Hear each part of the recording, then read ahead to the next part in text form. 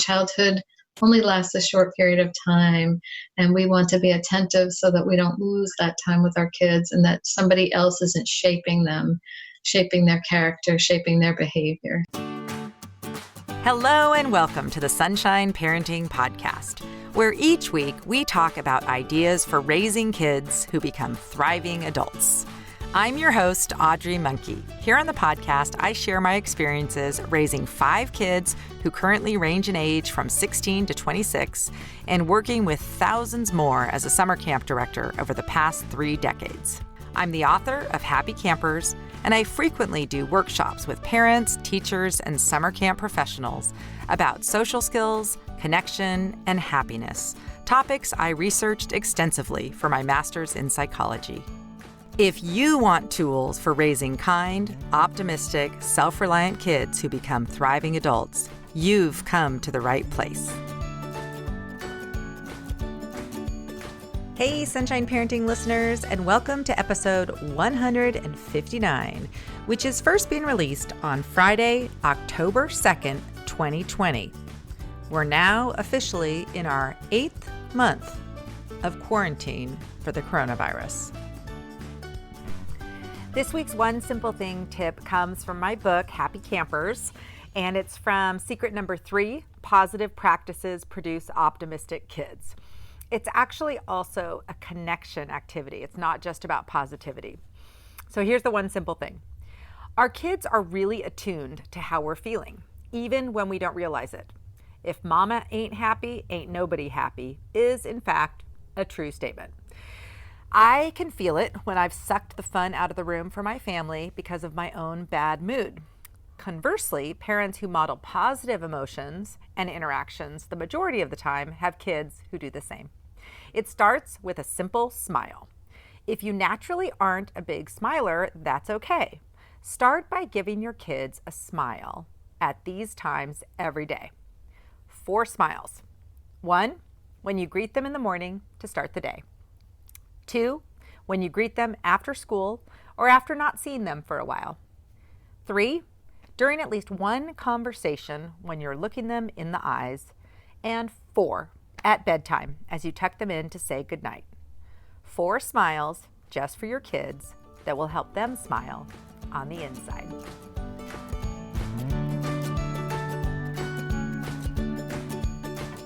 If you enjoy the One Simple Thing tips I share here on my podcast and in my book, then you may be interested in the special PDF resource that is only for my Patreon members. For October, I'm putting together a compilation of my favorite One Simple Thing tips, because all of us could use some simple strategies right about now for creating a little more happiness and connection at home. Check the link in the show notes for more information about becoming part of the Sunshine Parenting Squad on Patreon.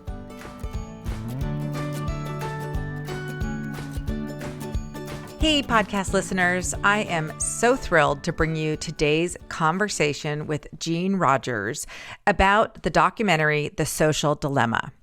Jean Rogers is the director of the Children's Screen Time Action Network, where she leads a coalition of practitioners, educators, advocates, and parents who collaborate on practical methods to reduce children's time on screens and digital devices, mitigate the dangers, and preserve childhood in the digital age.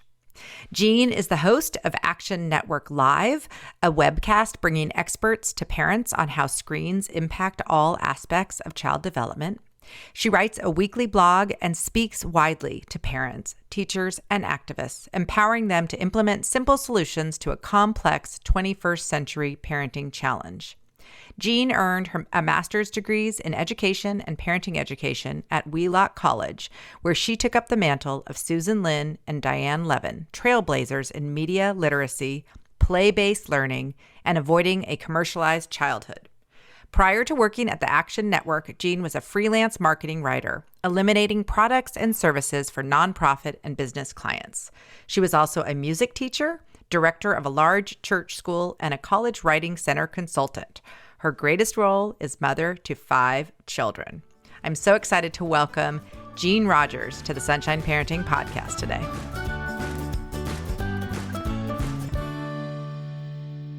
Welcome back. I am so excited to talk to you. I'm well. Thank you, Audrey.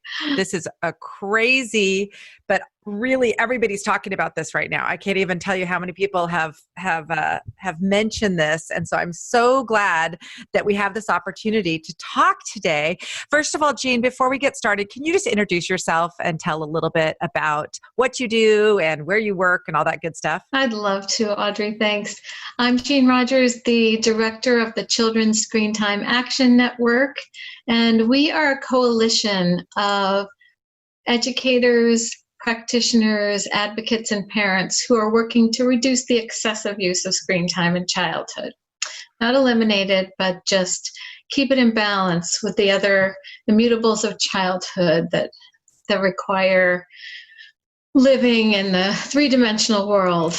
Yeah, definitely. And keeping families close and connected. Which, boy, this year has really changed things a little bit, because now for a lot of kids, even their school is, all on a screen as well. I think, though, one of the reasons that we're going to talk today is there's a difference between our different types of screen use for us and our kids. So today, for viewers and listeners who haven't yet seen this, you need to see it, first of all. But I'm going to talk with Jean today about the new documentary, The Social Dilemma. And just want to hear what's your perspective on this, the social dilemma and the concepts that they share in it. So I thought it was one of the more significant films of our time, really. And I know it was interesting when we were talking with the director, Jeff Oslowski, and the members of the Center for Humane Technology. Prior to the film's release, they thought that it would be sort of a curve of popularity and it wouldn't be popular right away.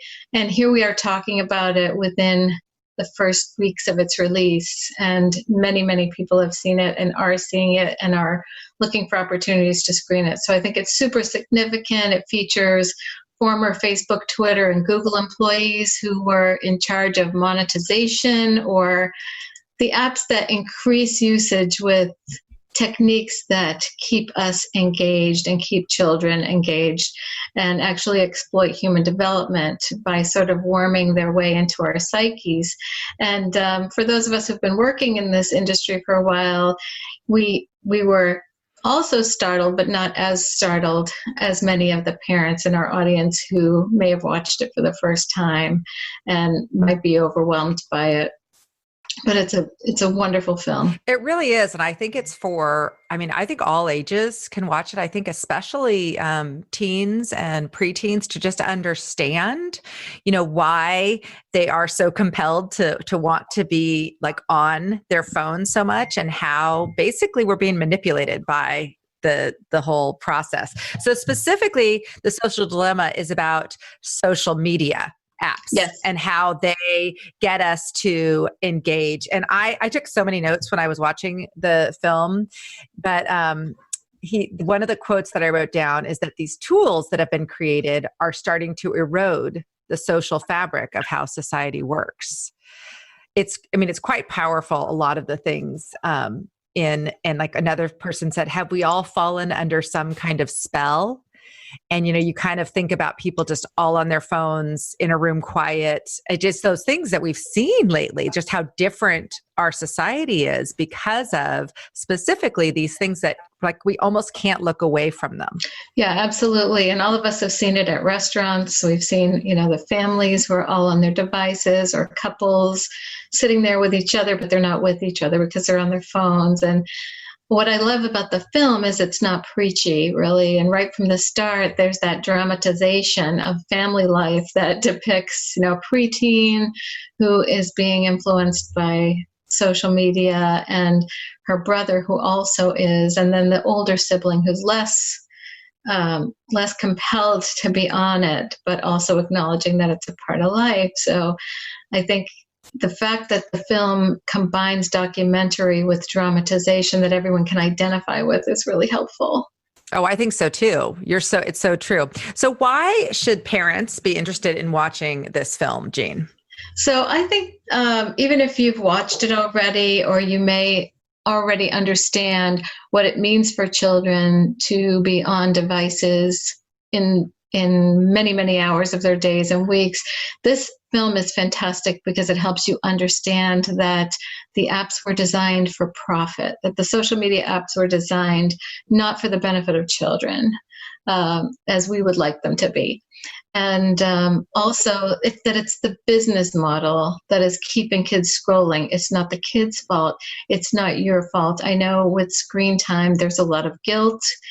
Parents feel uncomfortable talking about it. They feel blamed. They feel guilty. And they feel as though, oh, if I let my child have 15 minutes of iPad time and it goes into an hour, I'm a bad parent. You're not a bad parent. And what the film does best is explain that you also have been manipulated.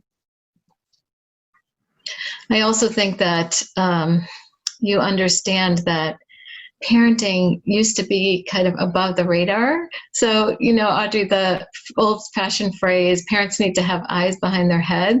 It's one thing if, an analogy I like to use is if a kid is stealing candy and you can hear those wrappers rattling and you can say something to them. When a kid is exploring the internet in ways that we don't think are healthy, like maybe the candy analogy, we're not hearing anything. It's quiet, it's clean, there's no evidence. And so it's under the radar. And for parents to feel like they always have to be on top of it is just unrealistic. Oh my gosh. It's so, yes. There's a scene in the film that really stuck with me when the mom, there's this like safe that she had for snacks. Like it was supposed to be something, and she remembered she'd probably gotten it on an infomercial. And it was like, if you wanted to kind of keep yourself from eating bad things, you can put your food in like a timer and you're not allowed to get to it. And so she decided to try to have a screen-free dinner. And she puts the phone, she has everyone, she gets the phones and puts them in the thing. And the preteen daughter, like, goes crazy and has to like break into this thing. And you just think about how it's kind of us, like with the phone in our pocket, and how you just want to like, you want it so badly that you're just like go crazy. It's just amazing the addictive nature of it. And honestly, as I was watching this, I was thinking, it's not just kids, it's me too. Like I'm the same way. I'm just as easily pulled in when, I get a text. I'm like, oh, I better check that or whatever it might be. So one of my takeaways was just to be really careful about what notifications you allow. Absolutely. And our kids too. Yeah. Yeah, absolutely. It's definitely a film for us and for our kids. Definitely really important messages for us as well. For me, it's email. I tend to be addicted to my email and just checking it when I should be accomplishing other things because I always feel as though I need to respond right away. And we all have something, there's something about it that compels us, but realizing that it was designed that way is another whole story. And that's what the film does really well.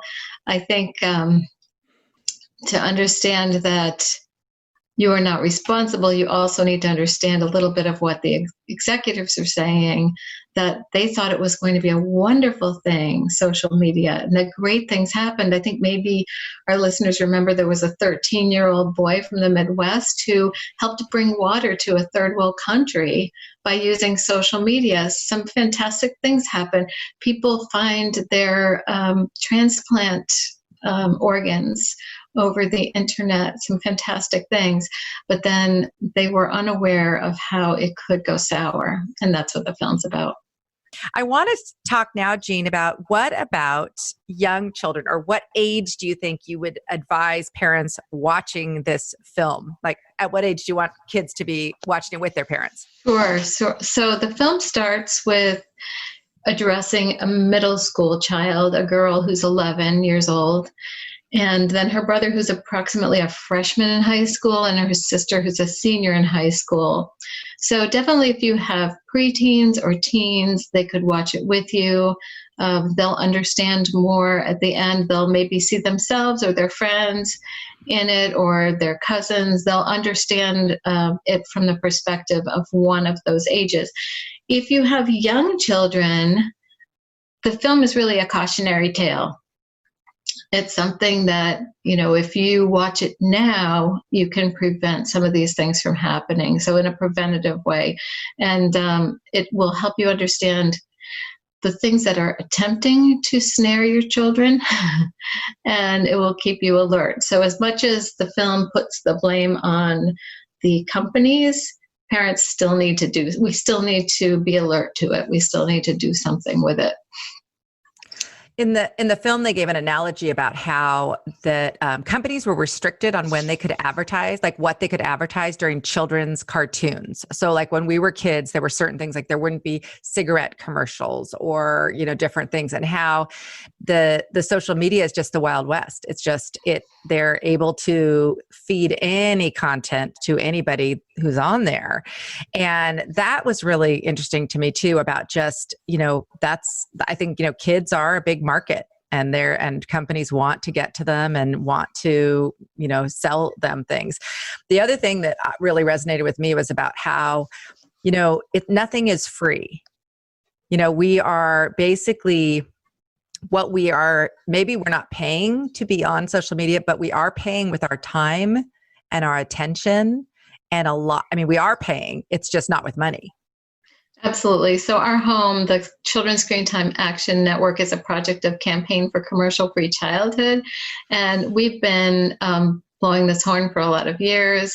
This is our founder, Susan Linn, Consuming Kids author and Consuming Kids film from years ago. This is what we've been talking about. And, we do have the Children's Online Privacy and Protection Act, but that hasn't translated into the regulations for social media that you would expect. And kids are still able to scroll. They're able to find things. I'm sure you've heard the horror stories of what kids are seeing on their online curriculum for school, and that they're being advertised through the curriculum as well. So I see the look of shock on your face. No, I didn't know that. So what does that mean? So like the online curriculum, these like places that like teachers are sending them to say, watch an educational video. Sure. And then or Google Classroom, they're able to see ads pop up based on where they've been. So tracking them essentially on social media. We have our action kit, our Screens in Schools action kit, which has a lot of information on that. And you find that at screentimenetwork.org in the resource library for any parents who really want to help understand what's going on in ed tech right now, which has been exacerbated by the pandemic and kids being on it all the time. So yes, it's there. It's everywhere.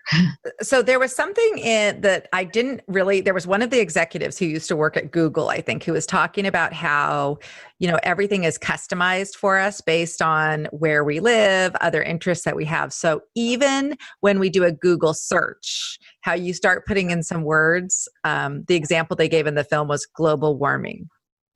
And then these how the search like tags or whatever come up. And he was talking about how we're being fed kind of more of what we're exposed to the point that it's impacted our beliefs, and the polarization, like in politics and everything, is actually being exacerbated by what we are consuming. So, whether it's news or, whatever we're seeing is always getting really extreme and more extremer, the longer you're looking. But he mentioned that he uses a different search thing. Did you catch that in the film? I don't have that in front of me. I do recall that there are other options than Google, and we don't think of it. We think that Google is king. Yeah, we always talk about Google it. I mean, it's a verb. No. It's a verb for us now. Google it. The thing is that every time it is a verb. Every time we Google it, it's us being. It allows them to then say, oh, well, she Googled that, so she's going to want to go to this store or that thing. And I mean, it kind of like makes you just want to just throw your computer out the window, which of course we can't. We can't, no. Scary. It's so scary watching this stuff. I mean, and then thinking about with our kids when even adults don't realize what's happening. Yeah, so I know we work with a partner, CyberWise, Diana Graber, and she has curriculum on this very topic. And she was illustrating on another webinar I was visiting how about fake news and what kids can and can't understand from the news. And she had two faces of people in boxes like you and I are in right now. One was real, one was fake. I could not tell the real person from the fake person. It was very, very difficult. And so for our kids, it's so easy for them to believe everything that they see, and for us to need to explain that not everything is real on the internet.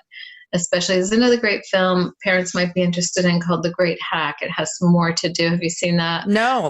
Has more to do with the political climate online and how we can be fed more of what we want rather than being able to understand both sides in a fair dialogue, in a fair journalistic manner. Yeah, I do think one of the most powerful things about the social dilemma are who's in it. And it's all these people who were behind the scenes creating all of these media that have become just so much bigger than they even thought they ever would. And how then they talk about how they don't let their own kids use them. I mean, that part where I had heard that a long time ago about Steve Jobs, that, his kids weren't allowed to have iPads.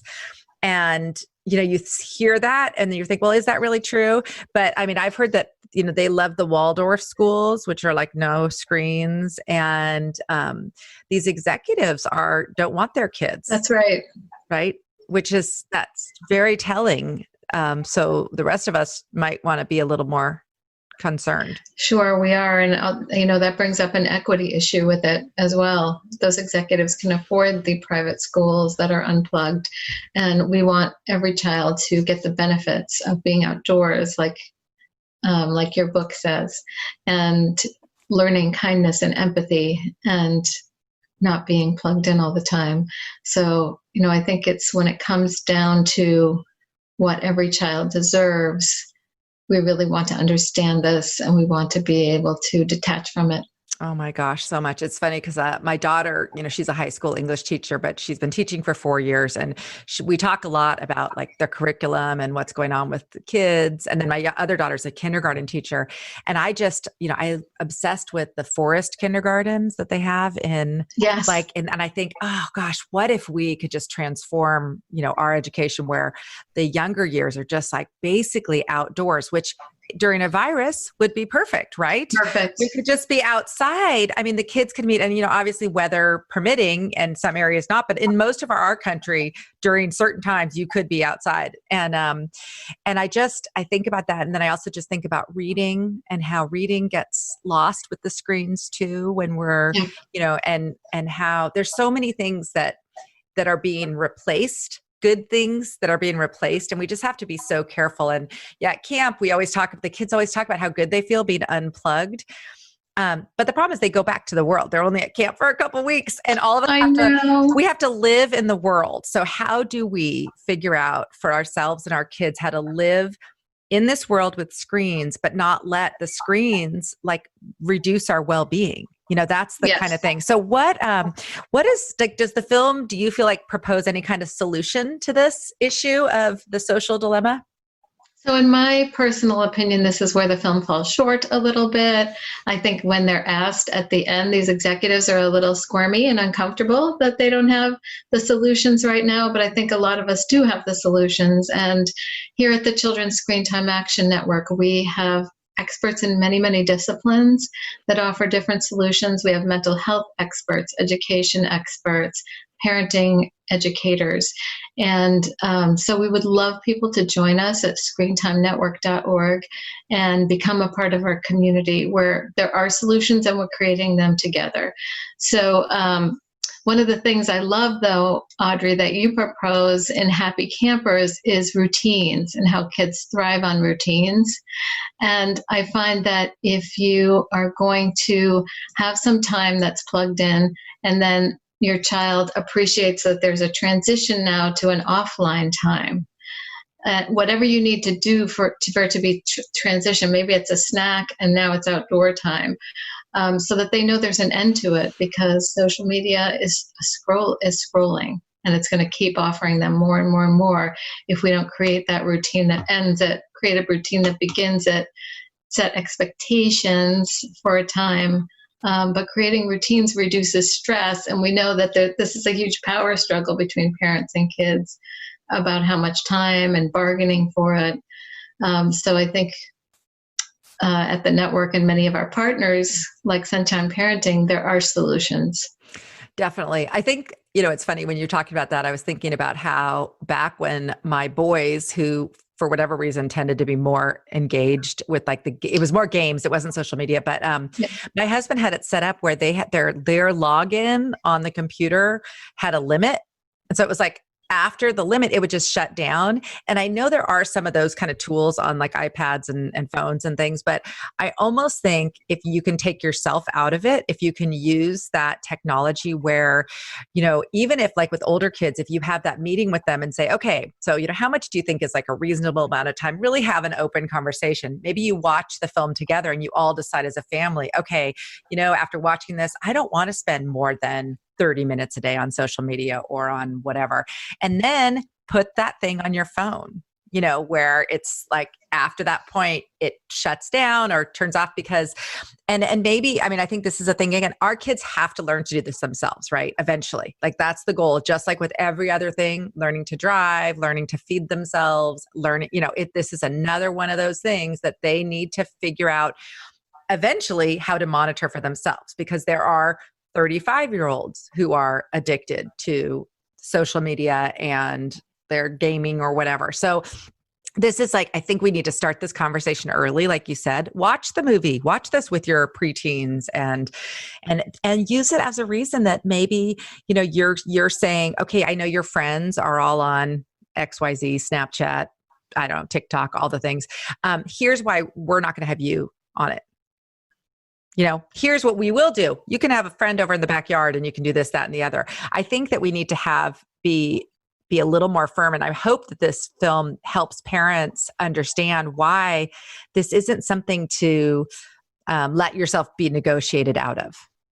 No, exactly. And I think one of the things they say in the film is it's not like a bolt of lightning that happens. All of a sudden your kids are converted to this world. It's a gradual change in their behavior.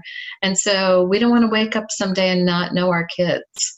So I think that, or feel like I talk to parents all the time that feel like they're losing their kids to these technologies. And it's incredibly sad. Childhood only lasts a short period of time, and we want to be attentive so that we don't lose that time with our kids and that somebody else isn't shaping them, shaping their character, shaping their behavior. So how did your sons, I'm curious, how did they react when it went off? Was it just become sort of a thing that they accepted? Yeah, it was just like this was years ago, and it was like, so much simpler back then because there weren't phones and there wasn't an iPad and everything else. But no, when it's an external thing, it's actually kind of helpful. And I think even for adults, if you're trying to, do a new habit, it's like a lot of people I've actually heard from friends that after watching this, they've deleted their social media accounts or taken them off their phones. That's another thing. Like if you have like if you need to be on for business reasons or to promote something for your business or something like that,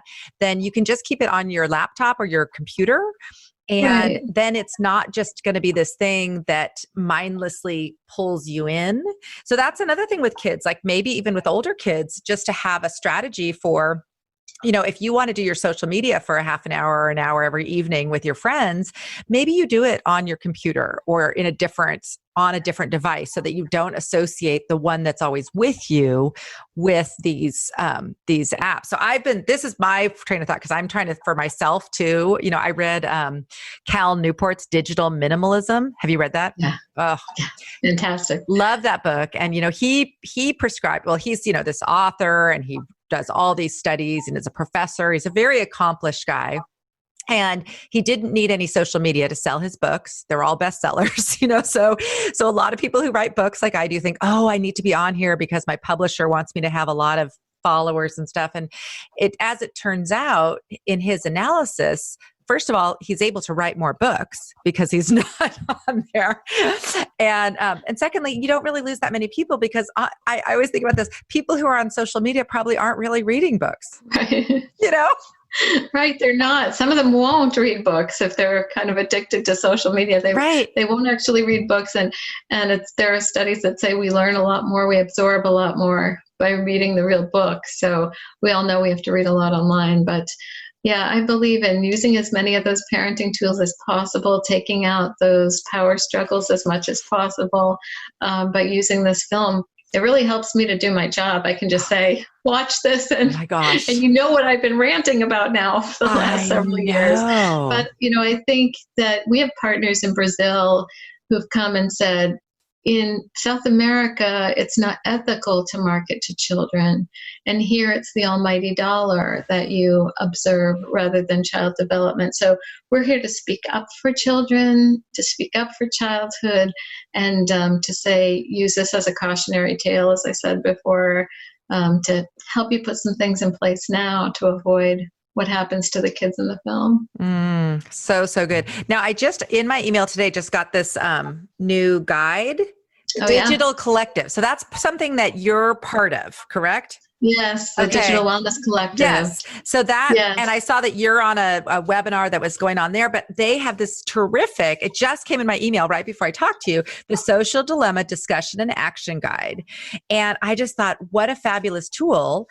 Everyone's home right now anyway. You could do this for your workplace or for just a group in your neighborhood or whatever it might be, but you could actually kind of host a screening of it, right?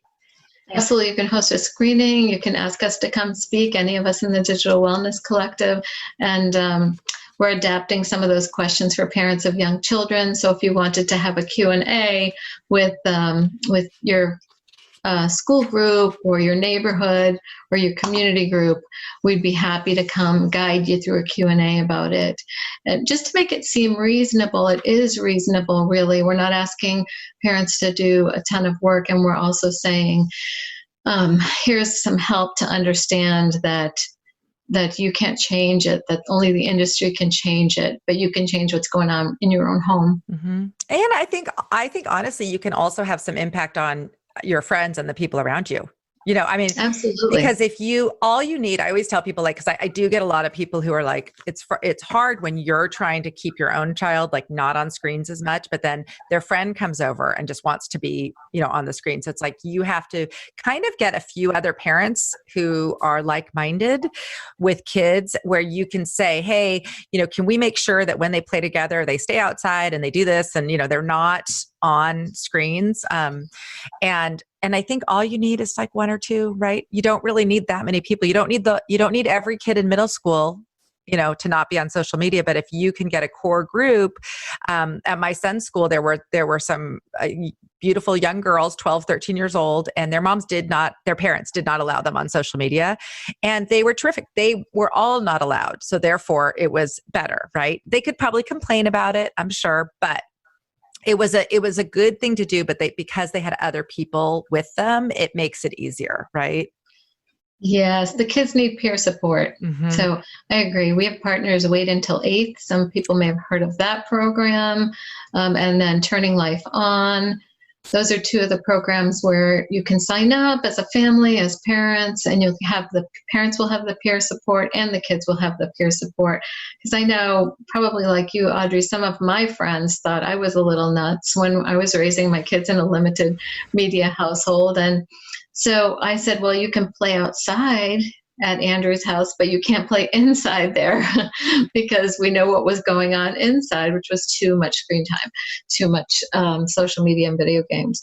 So, when there are other parents that are thinking alike, that are like-minded, it's so much easier. Mm-hmm. Well, and I think there's a lot, I think parents too, I think it also starts with us, unfortunately, as with everything, or fortunately, it's what we're modeling. And so, if we want to have good conversation at dinner, which was another funny scene from that, I was like, I just wanted to step in and say, just share your highs and lows, talk about something, come up. People were like, they were at a loss without sitting there with their phones. And that is part of what we've all come to, where is if there's any social discomfort or there's a lull in the conversation, people might pick up their phone or look something up or want to share something or share this video. And I think it's become a habit.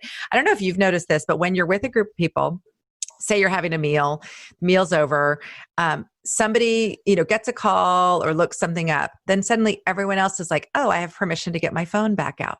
I don't know if you've noticed that. It's like a social norm now. Yes. That even when you're in a setting that's kind of like you're all talking, you don't have your phones out. Once one person gets it out, it's like a snowball effect, and the whole group, all of a sudden you look around, it's like, oh my gosh, we were like, it's like, were we done communicating with each other? We were like, it's all over. Well, I'm thinking, I don't know what all that I'm going to do, but I know that I am making some changes, and I really am strongly considering doing Cal Newport's 30 days, just see what happens without social media. And just try it for myself as an experiment, because I like, I'm compelled to look at that stuff, and I like seeing what my friends, and I love especially like cool, like quotes from the Gottman Institute and all these, I learn a lot going through there, but I don't need that to learn. Right.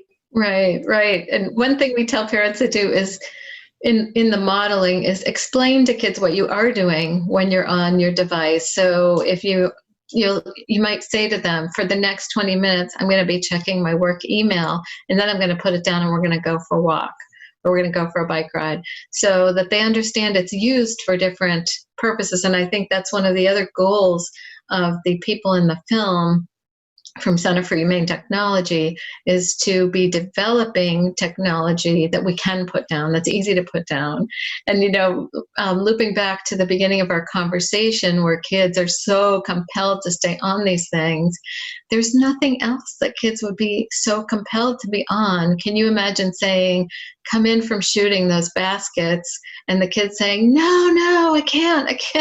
Or, get off your bike, it's time for dinner. No, I can't get off my bike. So there are other things that they enjoy that they can put down, and we wish that technology would be, and we envision a world where technology is something they can use for good and then put it down. Amen to that, Jean. So good. Well, anything else that you'd like to share about the social dilemma or the Children's Screen Time Action Network, or any other resources? We'll put tons of links in the show notes for this episode so that people can find all of the things that you recommended, because I agree that the film just sort of leaves you going, oh no, we've got a huge problem. So once you have that feeling, I think the film can compel people to access the resources that you and others have and have had for a long time. You've been like screaming, help, listen to us over here about these screens. And I think this is now something that will maybe lead more people to really understand, and perhaps too, being home more and being with our families more. I think in the past, sometimes people thought, oh, well, they can just use it a little bit when, I'm busy, or especially younger kids. I think when my kids were little, I remember, this will date me, but, you could watch your one Barney episode while I took my shower or something like that. It was like, we used, yes, sometimes screens are helpful to keep kids busy, but it can't be the main thing that keeps our kids busy. As we now know, we've got to figure out other offline things that engage our kids without us needing to be supervising. They need to learn how to play independently and not need us, so that we can get stuff done and they can be happy and they're not on a screen. And that's hard, takes a little work, but it's just new habits. Like you were saying, new routines, new ways of doing things that can just, I think, end up, everyone is so much more pleasant too. Oh yeah. Behavior is different. Definitely the environment in the home is different. Tranquil Home, I think I was telling somebody earlier that when I named my book Kids Under Fire, I wanted to name it Tranquil Home. And my marketing people said, oh no, kids under fire, they're being attacked. But really what we want is that tranquil home. Everybody wants it to come home from the stress of the world, from the stress of jobs, and be in a tranquil place. And I think it's hard. We don't want parents to feel guilty. I'm just going to keep saying that over and over again, that you can't just take away something that's been a tool for you. If you're stressed, if you're working a couple of jobs, if you're busy and the screen time has been some downtime for you, you can't just take it away without replacing it with other things. And that's the good thing about joining the Action Network, is you'll find so many other ideas and solutions for you with other parents. And our professionals. We have a webinar series, Action Network Live, I'll just mention. The archive is on the website too, that Audrey will send out at screentimενetwork.org. And if you're interested in specific topics, like video game addiction, like going back to school, those topics are on there specifically. You could just watch one of them. They're short and they're helpful. They're experts. That was the one that Lenore Skenazy and I were on, right, at the beginning of the summer. Yeah, that was awesome. That was So good. I love that series. That's Yeah, so helpful. just so helpful in Well, keeping kids resilient and creative, which they are. We know yeah. they are, and we just need to give them a little help to get there.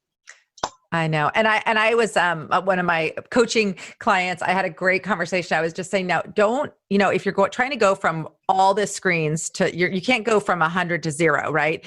Take baby steps. Maybe it's just that you start with, the meals, no phones at meals, and they get plugged in at a certain time each night, and then slowly scale back as you add in the fun things and the new routines, as opposed to making it this constant battle, which becomes very unpleasant.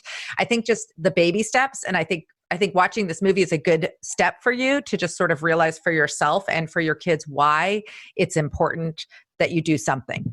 Baby steps, absolutely. And, another thing I love about sunshine parenting is the concept of promoting kindness. And if that's all we do by scaling back a little bit is have kinder children, then we've succeeded. Really, we've improved society. So just applying those real world concepts to how you deal with a screen can really settle you down about it. It's an issue. It's out there. It's stressful, but we're here to help, and you can do it. And the film is a great way to start, as Audrey said. For sure. Well, Jean, thank you so much for being on. This will be on my podcast this Friday with all the show notes and links. And I really encourage people to check out the movie, The Social Dilemma, download all these resources that are available, maybe watch it with a friend, just like turn on your Netflix at the same time, press start, be talking to each other, whatever you would need to do. But it's an important film for us all to watch, I think. It is. Thanks so much for having me, Audrey. Bye-bye. As always, you can find notes, links, and other resources related to today's conversation by visiting my website at sunshine-parenting.com. While you're there, be sure to sign up for my email list so that you don't miss out on any of the great resources I have available for raising thriving kids. If you enjoyed this episode and appreciate the podcast, there are a few ways that you can help me out. One is by sharing this episode with a friend who you think might enjoy it. Another way you can support Sunshine Parenting is by leaving a review on iTunes. Reviews are very important for helping podcasts find their audiences, and I would love your support in helping people find Sunshine Parenting.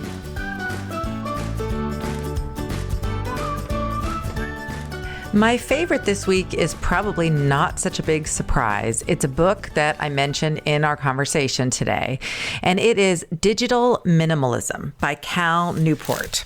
The subtitle is Choosing a Focused Life in a Noisy World. And this book really impacted me, similar to how The Social Dilemma has impacted my thinking about my own screen use and how we need to empower our kids and teach them how to not let these great tools overtake our lives. So I hope you'll check out Digital Minimalism.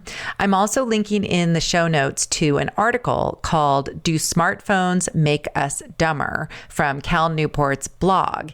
And here's a quick quote from that article. I think we're only scratching the surface on the damage caused by our current technology habits. As I argued in Digital Minimalism, these tools are both powerful and indifferent to your best interests.